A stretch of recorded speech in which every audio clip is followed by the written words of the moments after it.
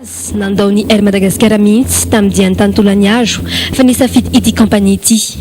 Kampania fitanterana anabakabaka vaovao mifaninana amin'ny tsenany fitanterana anabakabaka.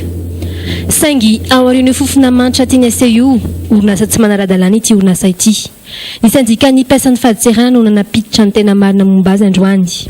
Manana roplanina niditra teto izany société izany ary ny zavatra nisy dia ny roplanina voalohany dia nanaraka ny procédure sy ny formalité de dédouanement izy.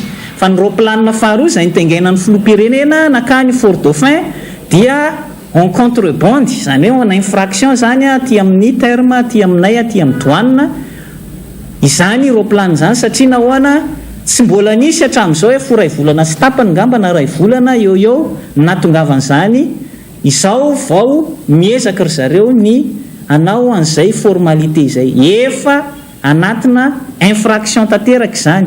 Vokatry tsy fanarahan-dalàna io dia misy lamandy izay tokony alohan'ny ity orinasa ity. Tsotra ny zavatra tiana itenenina izay dia mitaky ny anasaziana n'izany société izany satria niza mandika ny code des douanes manao infraction dia voasazy araka ny code des douanes izy ka noho izany dia takinay ny anasaziana anio Madagascar Airways io noho izay infraction nataony taty amin'ny douane izay ary ny andoavany ihany koa ny lamondy mba tsy ho vitavita petrapetraka moramora any zany satria hoe ny ao anatin'ny mpandobary no manao an'ilay izy zany. Manoloana izay dia miayay ny syndicat miayay fa malaza lavatanana ity orinasa ity. Lavatanana tokoa satria ny tompony dia mpanolotsaina akaiky ny filoha olona miandraikitra ny seraserany ary manao mafy izay ampandeha izao fitondrana izao.